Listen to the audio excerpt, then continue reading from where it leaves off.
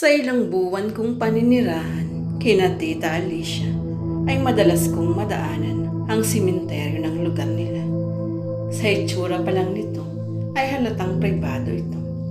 Ang mga disenyo ng mga puntod at sa kung paano nakalatag ng maingat at organisado ang bawat isa.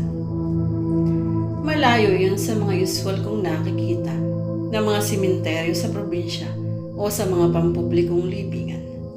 Ayon sa mga kasamahan ko sa trabaho, ang ilan raw sa pamilya ng mga namatay ay naglalatag pa raw ng tent malapit sa mga puntod ng kapamilya nilang namatay. Nakaugalian na raw nila ang mga ito. Malinis naman kasi talaga ang simenteryo. Maganda ang mga bulaklak na nakatanim sa bawat sulok. Sa tingin ko, mamahalin rin ang mga iyon. Nakabakod rin kasi ang paligid nito. Isang hapon noon, ay nadaanan ko na naman ang simenteryo. May natanaw akong isang babae. Nakasuot siya ng puting bestida habang nakaupo sa ibabaw ng isang magandang puntod. Hindi ko nga lang makita ang itsura niya dahil nakatungo siya at parang may kung anong tinitingnan sa baba. Sinubukan ko pang sipatin, baka sakaling lilingon siya sa kinaroroonan ko. Pero hindi talaga. Sa sumunod na pagkakataong nakita ko si Roon sa dati niyang inuupan. Nang makita ko siya, ay nakatungo pa rin siya. Para bang hindi siya gumagalaw.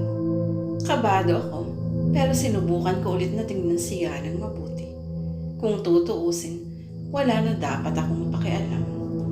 Malay ba natin kung bumibisita pala siya sa pamilya niya at umiiyak siya.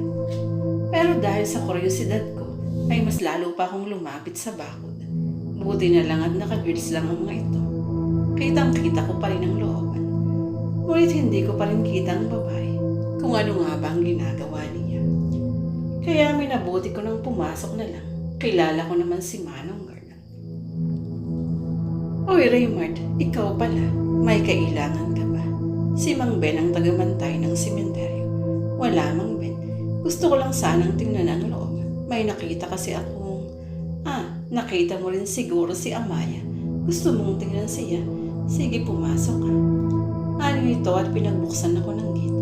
Pero nang lingunin ko ang kinaroroonan ng babaeng tinawag niyang Amaya, ay wala na ito doon.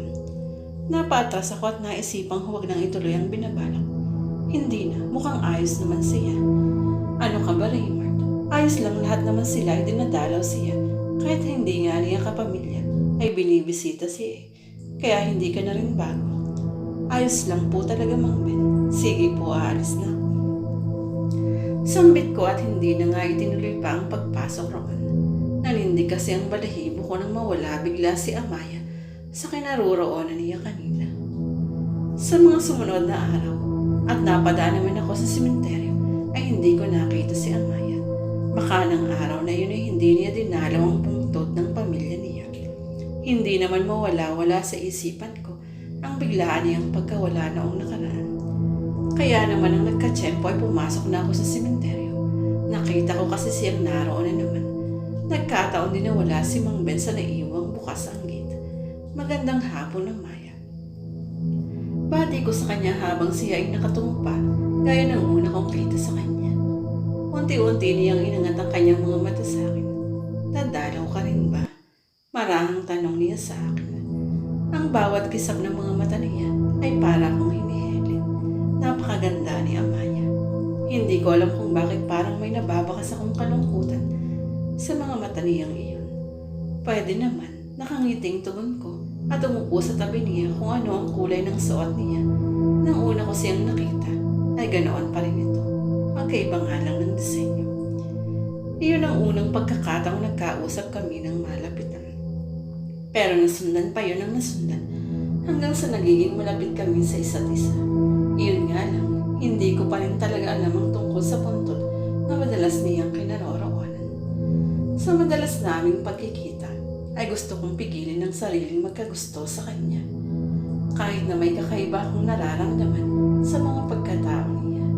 Amaya, may gusto lang sana akong sabihin sa iyo. Huwag ka sanang magagalit.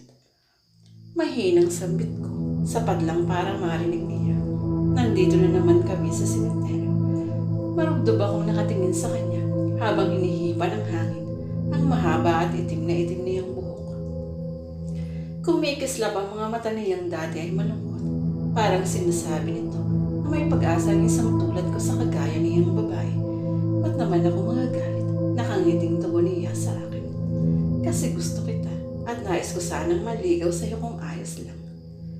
Nagkatinginan kami ng ilang sandali pa at para bang tumigil ang mundo sa gitna naming dalawa. Sa wakas ay nasabi ko na rin.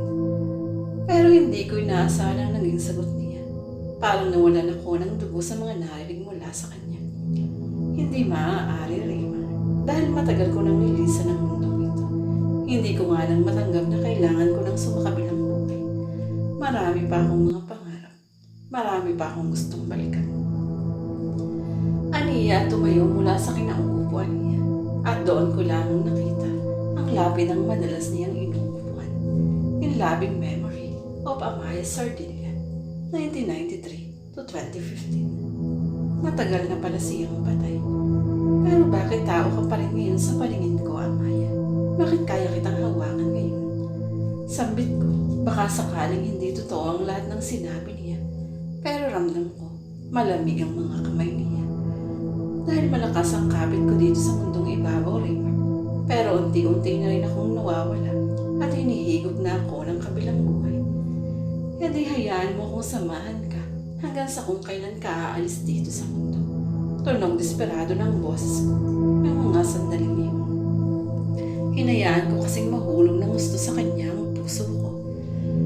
Napangiti lang siya sa akin na para bang kahit siya ay hindi rin kayang intindihin ang nais kong mangyari.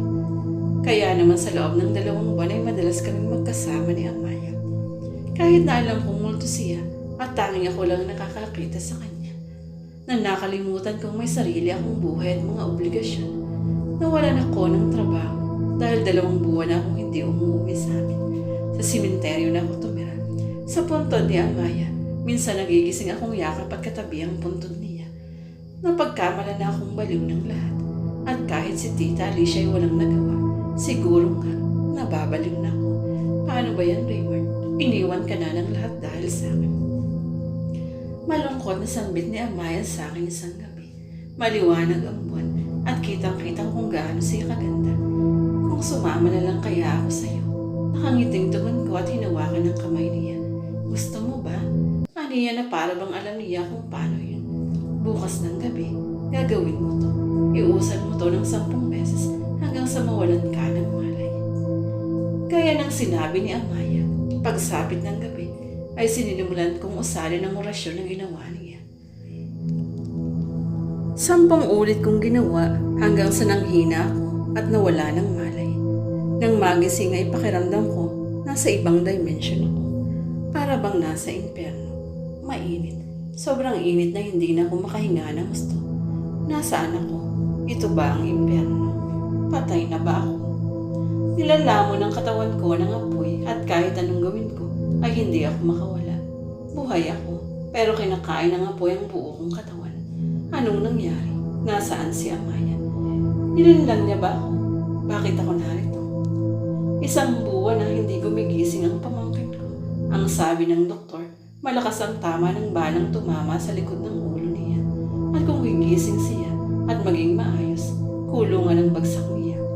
Pinatay niya kasi ang angka ng mga Sardilia. Ewan ko ba kung paano niya nagawa iyon. Narinig kong wika ni tita mula sa isang sulok. Napaangon ako mula sa pagkakahiga. Anong makukulong? Anong pinatay? Gulong-gulo ang utak ko ng mga sandaling iyon. Alicia, gising na ang pamangkin mo. Si Tita Clara ang kaibigan ni Tita Alicia ko. Ano po ang nangyari? Bakit makukulong ako? Bakit ako na ospital? Tita, nasaan si Amaya? Bakit wala siya? Diyos ko, Raymond, gising ka na. Salamat naman. Pagkatapos ng 1 linggo kong pagpapagaling, sinabi ni Tita ang lahat ng nangyari. Ang mga pinagagawa ko. Pinatay ko raw ang magulang ng mayapang si Amaya. Sinunog ko ang buong bahay nito, pati na rin ang 5 hektaryang plantation ng tubo. At nang patakbo na raw ako, ay saka ako binaril ng pulis. Naguguluhan ako sa kwento ni Tita. Taliwas iyon sa mga naranasan ko sa impyerno. Hindi ko alam kung ginawa ko ba talaga yun. Kaya bago ako makulong, ay kinausap kong muli si Mungben at nalaman ko ang lahat tungkol kay Amaya. Nagpaparamdam daw talaga yun kahit sa kanya. Hindi daw kasi matahimik ang kaluluwa nito dahil sa ginawa ng mga magulang dito. Inalay daw kasi nila ito sa sinasamba nilang Panginoon at pinalabas na nagbigti ito dahil nakapatiwakal daw ito ng matagpuan. Kung totoo man ang lahat ng iyon, mas okay na sa akin ang nangyari. Ang mahalaga ay tahimik